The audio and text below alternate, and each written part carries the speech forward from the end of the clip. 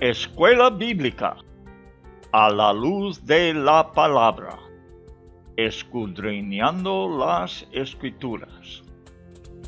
Oh, cantadmelas otra vez, bellas palabras de vida. Hallo en ellas mi gozo y luz, bellas palabras de vida.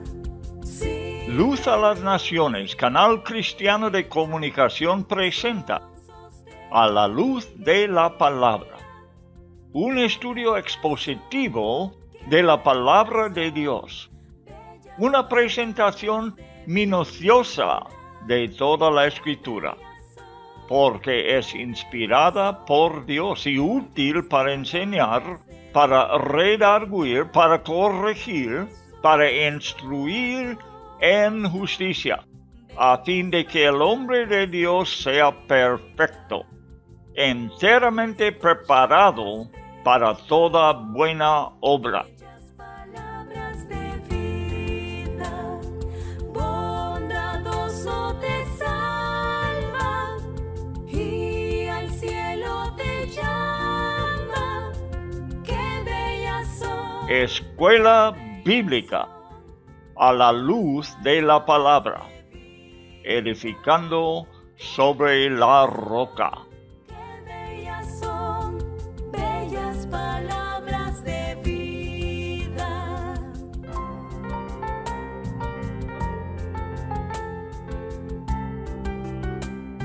El Pentateuco, la ley de Dios.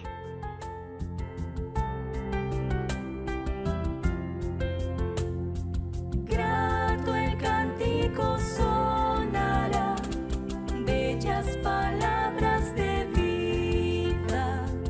Tus pecados perdonará, bellas palabras de vida.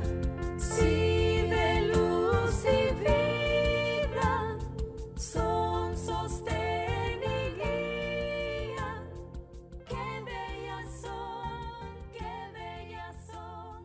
bellas palabras de... Por ver cómo Dios enseñó a su pueblo a amar a su prójimo como a sí mismo, de forma práctica, podemos ver el error de la doctrina del autoamor. La Escritura nos enseña claramente los principios que proceden de Dios. Podemos verlo por ver cómo es Dios. Y si tenemos el concepto correcto de quién es Dios, no caeremos en la trampa de una enseñanza que es contra su naturaleza. Pero cuando formamos un Dios de algo que es extra bíblica, como es la psicología, fácilmente nos engañamos. Para enseñar la verdad bíblica, me es necesario hablar contra lo que la sociedad cree y tolera. La Biblia trata con el asunto del travesti, por ejemplo, alguien con que la sociedad simpatiza. La Biblia enseña que es una abominación para Dios. Si uno cree en un Dios soberano, ¿qué debe concluir? Tengo que preguntarme, ¿quién tiene razón? ¿Dios o la sociedad? Bueno, Dios es creador de animales y aves y los trata con benignidad y espera lo mismo de nosotros.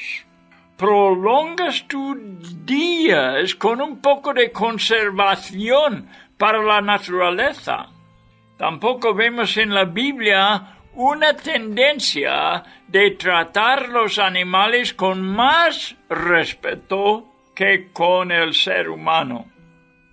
Hay muchos ejemplos de cómo la sociedad protege animales, como por ejemplo la tortuga del mar, haciéndolo ilegal matarles o tomar sus huevos, mientras que fácilmente matan a los niños humanos en el seno de sus madres.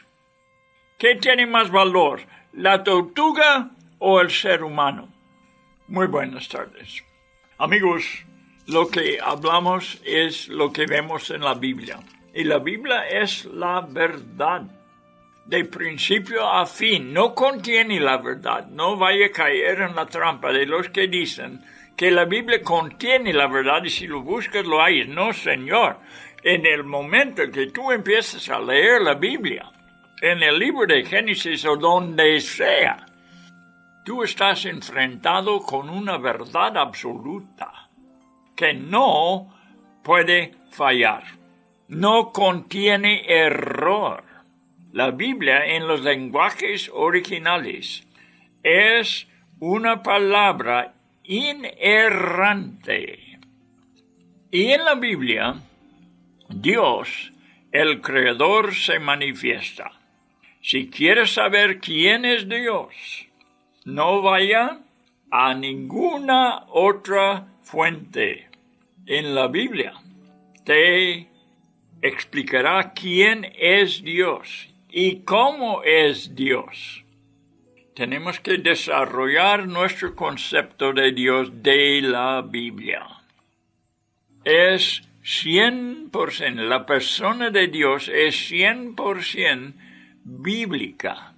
De allí es donde tenemos que sacar nuestro concepto y no de otra parte. Es exigente que nosotros creamos y andemos según la Biblia. En la Biblia hallamos las maneras de Dios, la manera en que Dios funciona. No lo hallarás aparte de la Biblia. Tú aprenderás los caminos humanos de los seres humanos, pero es un camino que se ha volteado de lo que Dios originalmente enseñó al hombre a andar y cómo funcionar. De modo que hoy en día, nosotros, cada uno, por haber aprendido los caminos del hombre, tenemos que aprender de nuevo, como un niño que entra en la escuela por primera vez. Y podemos entonces, en la Biblia, ver cómo Dios funciona, tan diferente que los hombres. Vamos ahora a empezar un estudio. Estamos en el capítulo 23 de Deuteronomio. Y vamos a estudiar de una forma que es muy diferente. No estamos entrando en una aula. No tenemos cuadernos, quizás, aunque esto no es malo, tenerlos y tomar anotaciones para ayudarle a recordar de los estudios que haríamos. Pero tenemos que saber siempre, lo estoy repitiendo muchas veces, de que la manera de aprender las cosas de Dios no es la manera de que aprendamos otras cosas. Es un estudio que nos ayuda a confiar en Dios. Muchas veces he dicho una cosa que yo creo que sea 100% la verdad, y es que tenemos que ver a Dios de diferente forma, o tenemos que ver las cosas de Dios en diferente forma que aprendemos cualquier otra cosa. Tenemos que aprenderlo con el corazón. La Biblia no es una explicación. Básicamente, explica muchas cosas, eso sí. Pero no es básicamente una explicación, es una declaración.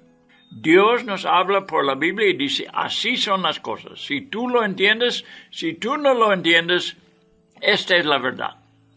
Y Dios espera que nosotros confiemos en su palabra. diciendo, bueno, si Dios lo ha dicho, es la verdad. Aunque un hombre o quien sea pueda decirme otra cosa, yo tengo que creer lo que Dios dice. Y como Dios es omnisciente y como yo creo en un Dios omnisciente, es decir, yo confío en Dios porque sabe mucho más. No hay cómo comparar a Dios con el hombre más inteligente del mundo. Dios es omnisciente, sabe todo. Así que le voy a creer. Y queremos entrar, entonces, en este estudio que provoca la fe, puedo decir, que nos conmueve y nos ayuda a confiar en Dios.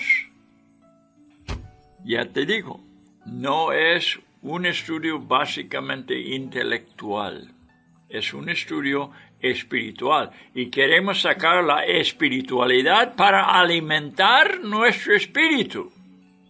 El hombre puede alimentar su vida intelectual, el poder de su mente, por estudiar las cosas intelectualmente. Pero no vamos a hacer esto. Queremos alimentar el hombre interior. Y este hombre se alimenta por medio de las cosas espirituales. Así que tampoco estamos intentando de emocionarnos, aunque muchas veces nos emociona la palabra de Dios. Son cosas emocionantes ahí. Pero el propósito no es alimentar las emociones. El propósito es alimentar el espíritu, el hombre espiritual. Y bueno, vamos a empezar. Estamos en capítulo 23 del libro de Deuteronomio. Así que vamos allí en el momento y vamos a leer los primeros 3 versículos para empezar el estudio de hoy. ¿Qué dice? No entrará en la congregación de Jehová el que tenga magullados los testículos o amputado su miembro viril. No entrará bastardo en la congregación de Jehová. Ni hasta la 10ª generación no entrarán en la congregación de Jehová. No entrará amonita ni moabita en la congregación de Jehová, ni hasta la 10ª generación de ellos. No entrarán en la congregación de Jehová para siempre. Bueno, aquí tenemos cosas delicadas. En primer lugar, son delicados, y en segundo lugar, son cosas complicadas. Pero vamos a estudiarlos, vamos a ver lo que nosotros vamos a ver, vamos a entender espiritualmente aquí. Y aquí tenemos que ver una cosa espiritual. Voy a citar primeramente un comentarista que se llama Albert Barnes. Albert Barnes observó que aunque la ley de Dios era y es muy exigente, eso tenemos que saber, la ley de Dios es muy exigente. La clemencia de Dios, de todos modos, proveyó maneras para que los que fueron físicamente incapacitados y aunque fue prohibido por ellos entrar en la congregación, pudieron de todos modos participar. Es decir, Dios les dio una manera. Dijo Albert Barnes, compara Levítico 21:17 hasta 24 con nuestro texto, Deuteronomio 23:1 hasta 3.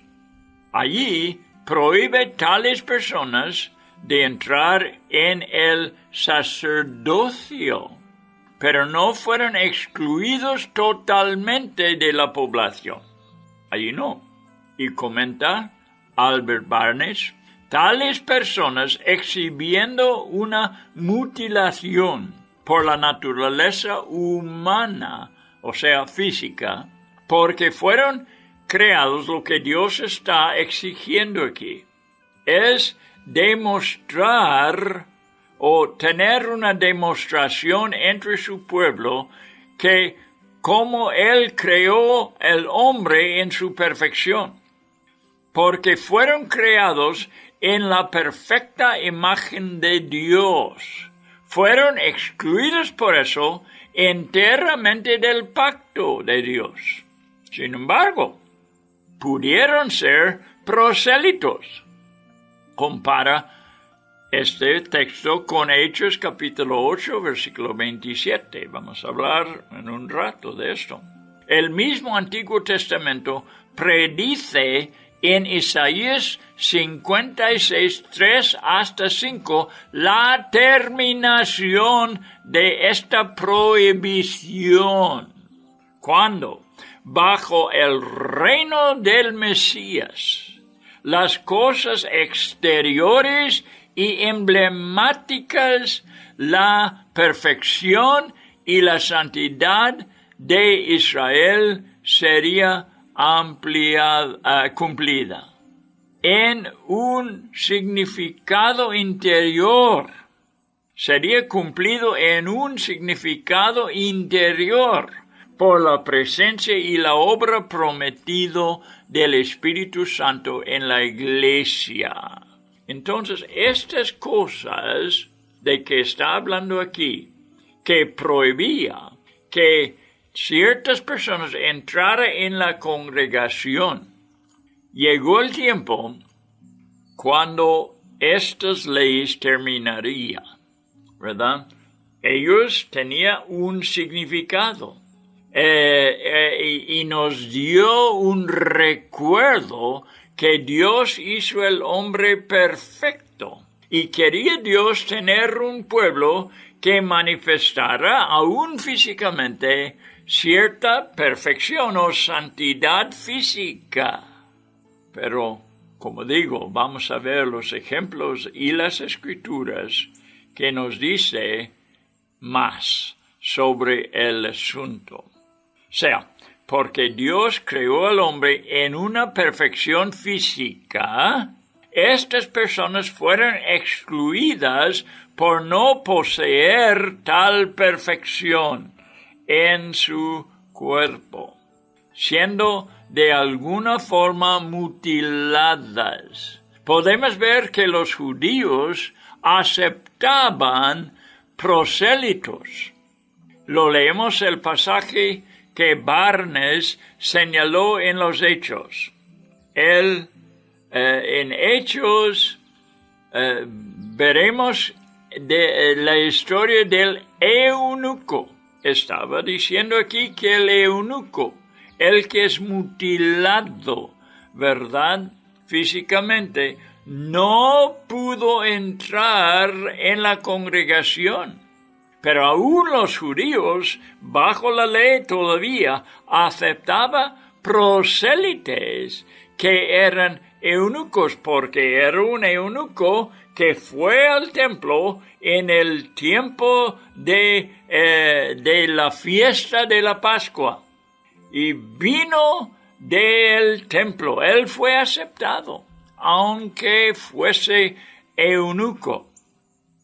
Y dice así, en el libro de los Hechos, el versículo que nos señaló Barnes, era ¿cuál? Hechos 8:27. Si quiere buscarlo aquí, veremos. Sucedió, dice, que un etíope eunuco, funcionario de Candace, reina de los etíopes, el cual, el eunuco, estaba sobre todos sus tesoros y había venido a Jerusalén para adorar. y pudo entrar entre los judíos y entre la gente que no tenían el defecto, si lo podemos llamar, que él tenía. Fue aceptado como un prosélito. También veremos lo que Isaías anunció. Un tiempo cuando tales limitaciones físicas serían obsoletas. Tan magnífico fue el Evangelio que Isaías profetizó. Escucha, el extranjero, ¿dónde estamos? Lo había citado antes, pero lo repetiré para que lo puedas anotar. Isaías 56, versículo 3 hasta 5. Y dice esta gran profecía, que escúchalo, qué bonito es. Dice que el extranjero que sigue a Jehová no hable, diciendo, me apartará totalmente Jehová de su pueblo. Lo hizo bajo de Moisés. Ni diga el eunuco, he aquí yo soy árbol seco. No puedo dar fruto. No puedo tener hijos o hijas. Yo soy árbol seco, estaba diciendo. Yo no puedo tener descendencia. Yo les daré lugar en mi casa, dice Jehová, y dentro de mis muros. ¿Ves cómo cambia esta cosa? Exactamente lo opuesto, porque llegó a ser del pasado y entró un día nuevo. Y dice, y nombre mejor que el de hijos y hijas, nombre perpetuo les daré, que nunca perecerá. ¿Cómo crees que sintió el eunuco que iba a Jerusalén cuando escuchó palabras como esto? Que Dios lo aceptaría. Y siendo gentil, Dios le aceptó dentro de su propio pueblo hebreo. ¡Qué grande clemencia tiene Dios! Te digo, estas cosas tenían su significado y su tiempo. Pero cuando llegó la realidad y la misericordia y la clemencia de Dios fue manifestado, todas estas leyes físicas se terminaron. Aún lo del bastardo. Mira, Ruth era moabita. Prohibía, hemos leído, que los moabitas no podían entrar en la congregación de Israel por 10 generaciones, y después dice que estas 10 generaciones significa para siempre. Pero ahí estaba Ruth, ahí llegó a Belén, ahí entró, y allí Dios la usó en gran manera. Dios la bendijo en gran manera. Estamos estudiando aquí de la clemencia de Dios. ¿Cómo es Dios? Es un Dios clemente. Ruth era moabita, que no solamente entró en la congregación, podemos decir que fue un inmigrante ilegal, pero entró en la congregación. Y no solamente esto, sino que fue casada con un noble en Belén. Y llegó a ser una antepasada del gran rey David, de cuyo linaje llegó el Cristo. Entonces ella fue utilizada para proseguir con el linaje santo de Dios que empezó con Judá y terminó con el nacimiento de Jesús. Debo decir que también Abraham, pues fue el antepasado primero que podemos considerar en esta historia. Después Judá fue escogido para que esta tribu seguiría adelante con el linaje de Cristo. David entró Y al final, Jesucristo nació de la tribu de Judá, hijo de Abraham, hijo de David. ¿Y quién tenía parte en este linaje? Pues una mujer moabita llamado Ruth. Ay, amigo mío, hay lugar en Jesús para ti. Qué bueno, qué bueno.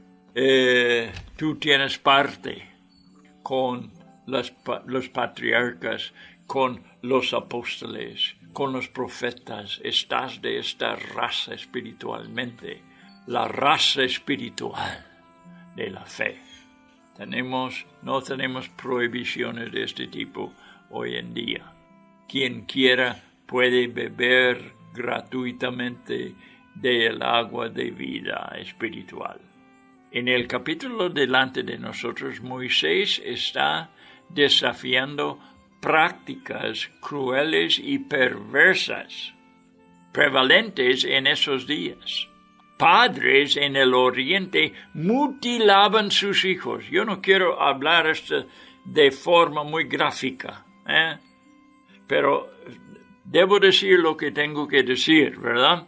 Y lo usaré la palabra mutilaban sus hijos, entrenándoles para que fueran vendidos como esclavos en las casas de los ricos y poderosos. Fíjate, esta práctica tenía la gente pobre, yo creo, para poder sobrevivir, para poder existir en el mundo, vendían hasta sus hijos como eunucos a los ricos y a los poderosos. Moisés quiso evitar que el número de bastardos en Israel abundara. Por eso prohibió los bastardos, primeramente los eunucos y a los bastardos. No quiso que esto se abundara. ¿Cómo? Por la inmoralidad, ¿verdad? Nació, ¿de dónde nacen pues bastardos? De la inmoralidad. Y Moisés quiso prohibir, desanimar las prácticas pecaminosas de la fornicación. Y por eso prohibió a los bastardos entrar entre la congregación. La tercera cosa, amonitas y moabitas, ya le hemos hablado un poco, especialmente provocaron enemistad contra Israel. Y por eso Moisés prohibió su entrada en Israel. Pero resulta que individuos entre los tres grupos de que estamos hablando, o sea, los mutilados, los eunucos, y 2, los bastardos, y 3, los moabitas. Resulta que había entre ellos gente aún más nobles que la gente como los llamaríamos, normales. Moisés prohibió su entrada, pero Dios vio que había entre tales grupos individuos más temerosos de Dios que muchos de los buenos y sanos. Así que Dios justamente les quitó la prohibición, como hemos visto por el testimonio de Ruth, por el eunuco de Etiopía, y también vemos un hijo ilegítimo que se llamaba Jefté, utilizado para salvar a Israel. Estas gentes más nobles que la gente que eran 100% sanos físicamente. Estos con defectos físicos, Dios, viendo el corazón, viendo el interior, los aceptaba y obraba. Les dio parte, pues. No solamente estaban entre su pueblo, sino que tenía un propósito para su vida. Por eso dice: el extranjero que siga a Jehová no hable diciendo: me apartará totalmente Jehová de su pueblo. No lo hará. Ni diga al eunuco: he aquí, yo soy árbol seco, no puedo tener hijos. Yo les daré lugar en mi casa, dice Dios. Qué bueno es esto. Y dentro de mis muros, y nombre mejor que el de hijos e hijas. ¿Cómo lo hace Dios? Por su clemencia, por su misericordia. Así que, amigo, digo, yo me gozo solamente por eso. Pero me gozo también porque esto quiere decir que una persona como yo, tan imperfecto, con tantos defectos en mi vida, puedo estar en la presencia del pueblo de Dios. Y esto quiere decir también que tú tienes tu lugar ahí. No digas por ninguna cosa: me apartará totalmente Jehová de su pueblo. No lo hará. No lo hará. Bueno, estas son las buenas nuevas de Isaías que vamos estudiando ahora. A pesar de esta ley, dado por algunas razones, eran necesarias estas leyes, eran muy exigentes, pero tenía un propósito, hasta que llegara un tiempo cuando la espiritualidad es lo que Dios quería. No una perfección física, sino una perfección interior. Eso es lo que está buscando Dios. Está mirando hasta el corazón. Siempre lo hacía, en el Antiguo Testamento como en el Nuevo Testamento. Pero bueno, hoy en día, en el Nuevo Pacto, no hay tal ley que prohíbe entrar la persona que sea.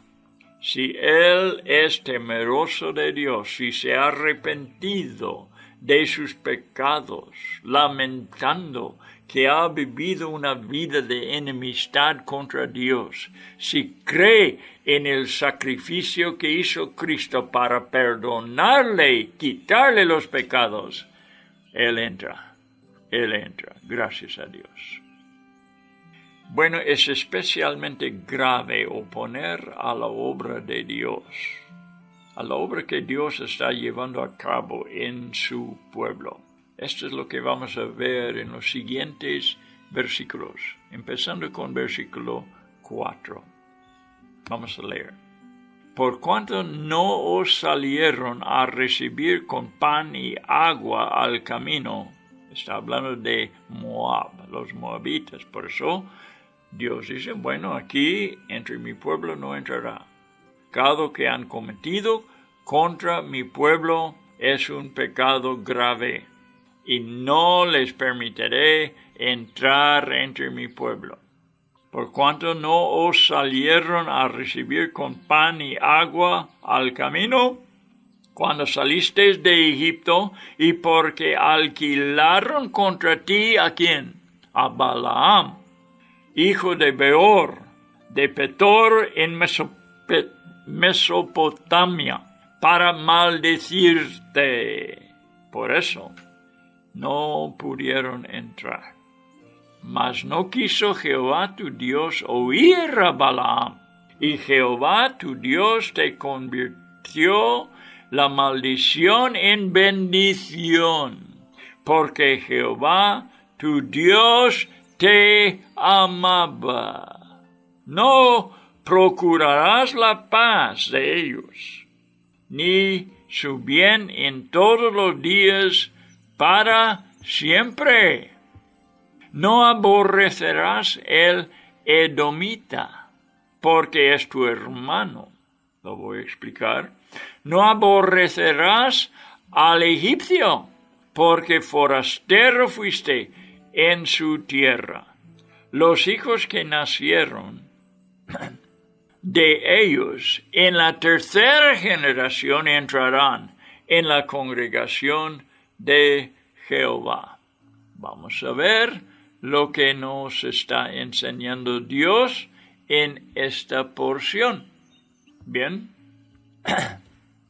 es especialmente grave oponer a la obra que Dios está llevando a cabo en su pueblo.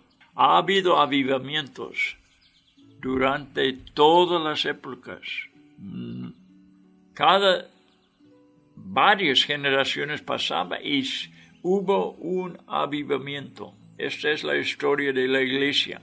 Pero había personas que opusieron cada mover de Dios. El diablo seguramente los agitaba para que opusieran a la obra que Dios estaba llevando a cabo, que era una obra de salvar a las almas perdidas, de ver a personas bautizados en el Espíritu Santo, llenados con el Espíritu Santo, ejercitando los dones del Espíritu. Pero había en esos tiempos mucha oposición. ¿De quién? De los ladrones, de las rameras, de los cobradores de impuestos. Estoy refiriendo al tiempo de Cristo. Estas no fueron las personas que opusieron a Cristo, ¿verdad? ¿Quiénes opusieron a Cristo? Pues los mismos líderes religiosos, que creían que estaban sirviendo a Dios y en verdad estaba oponiendo a su obra. Esto ha pasado en la época de la iglesia. Ha habido oposición de la iglesia organizada, establecida en esos días. La peor oposición venía de allí. Ya te digo, no de los pecadores, no de la gente perversa, de la misma iglesia. Salió la oposición, oponiendo a lo que Dios estaba llevando a cabo en su pueblo. El gran pecado de los moabitas fue cometido no muchos años atrás. Cuando Moisés está hablando esto, había pasado esto no muy en el pasado. Cuando rehusaron ayudar a los israelitas al pasar por su territorio, el Señor les dio una oportunidad de cooperar con su propósito. Pero en lugar de eso, lo opusieron. Cuando Él estaba guiándole de Egipto hasta la tierra prometida, este fue el plan, el propósito. Alquilaron a Balaam, dice, un profeta falso, pero poderoso y famoso, de Mesopotamia, que los maldijeran. Pero Dios se interpuso y en lugar de maldecir, Balaam pronunció algunas de las profecías más hermosas, hablando del futuro de Israel y su Mesías. Observa la razón en versículo 5. Esto es, aquí nos dice, versículo 5, velo. ¿Por qué? ¿Por qué hizo Dios esto? ¿Por qué una maldición tan grande contra los moabitas? ¿Por qué reaccionó Dios de tal forma severa contra ellos? Aquí en versículo 5 te lo dice y te va a bendecir, porque Jehová tu Dios te amaba. Por eso. Porque Dios estaba tratando con su amor hacia su pueblo, dándoles una tierra, dándoles una herencia, dándoles descanso, porque Jehová tu Dios te amaba. Convirtió la maldición en bendición, hermano mío. Cualquier persona que ama al Hijo de Dios por su sacrificio en la cruz, por su obra del Espíritu Santo en nuestras vidas. Cualquier persona que está en esa categoría es amado por Dios y cuidado el que les opone. Le pasará algo igual como pasó con Moab. Bueno, entonces no damos ningún crédito a Balaam por esas profecías, porque Jehová tu Dios convirtió la maldición en bendición. Si fuera por Balaam, hubiera cumplido con la maldición. Pero como Dios intervino, pues se convirtió en bendición. Podemos marcar esto como una regla para quien sea, ¿verdad? De que si algo bueno pasa a nosotros o por medio de nosotros, tenemos que dar crédito ¿a quién? A nosotros. No, nunca. Si hagamos un error, eso sí, somos capaces de errar, ¿verdad? Y podemos culparnos por cada error, pero si algo bueno pasa es porque Dios se interpuso en nuestras vidas. Toma esto como una regla, porque el hombre no busca a Dios naturalmente. Recuerdo, Pablo dijo, no hay quien busca a Dios. Al contrario, vamos lo más lejos de Dios posible.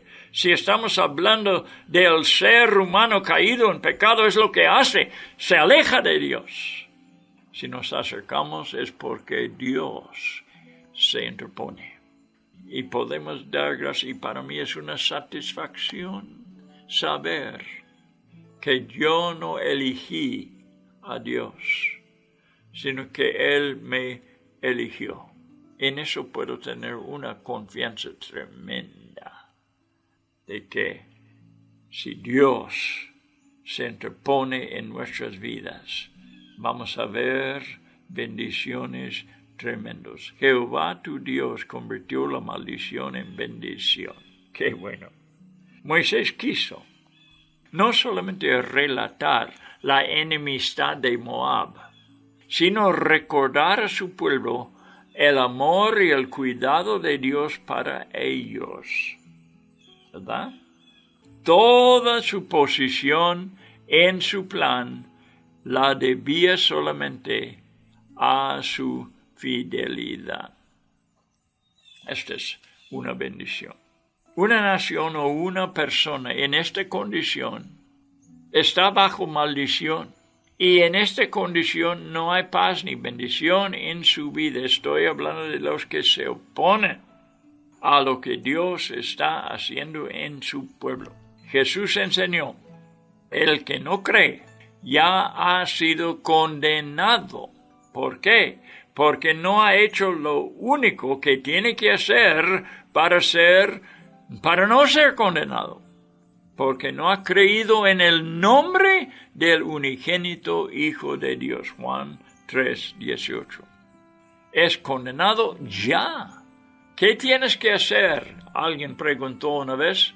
¿Qué tienes que hacer para que vayas al infierno? La respuesta es muy fácil. Nada. Estás ya condenado si no has creído en Cristo. Porque la única salvación viene por confiar, por creer en el nombre del unigénito Hijo de Dios. Demuestra que la única manera de ser salvo es por medio de la fe en Jesús. Fuera de eso, solamente existe la maldición, la condenación. Y no hay ninguna esperanza por una persona que no cree en Cristo. Por el otro lado, Israel debe tolerar a los edomitas, porque son los descendientes del hermano de Jacob. ¿Quién? Esaú. Y es muy posible que en la gran tribulación, escúchame, estoy hablando un poco de escatología aquí. Es muy posible en la gran tribulación, su territorio, lo de Edom, su territorio sería un refugio para Israel.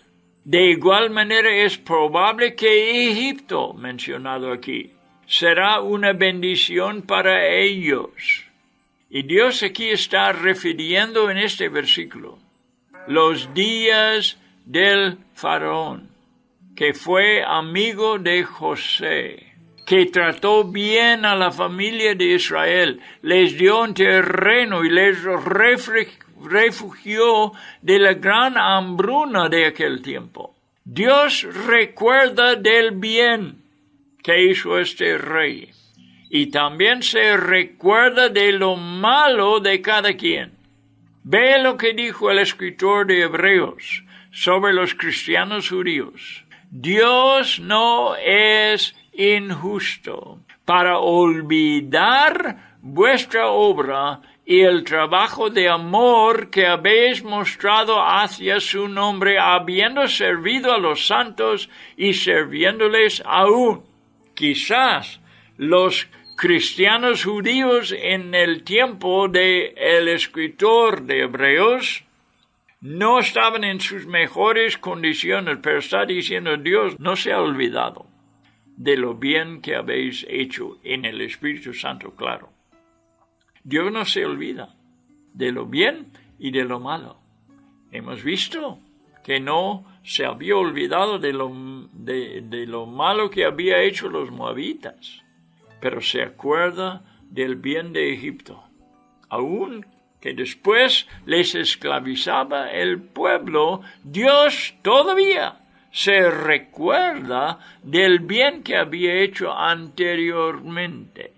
Lo que leí fue Hebreos 6, versículo 10. Vemos otra característica de Dios en versículo 8. Como decimos constantemente que vamos a aprenderlas por todas las escrituras, las características de Dios, que no trata a todos con igualdad, sino según los méritos de cada quien. Aún en la eternidad habrá diferentes galardones y en el infierno habrá diferentes castigos. No todos serán tratados igual. Jesús lo enseñó en Lucas, capítulo 12, versículo 47 y 48. Escucha la palabra de Dios, pues.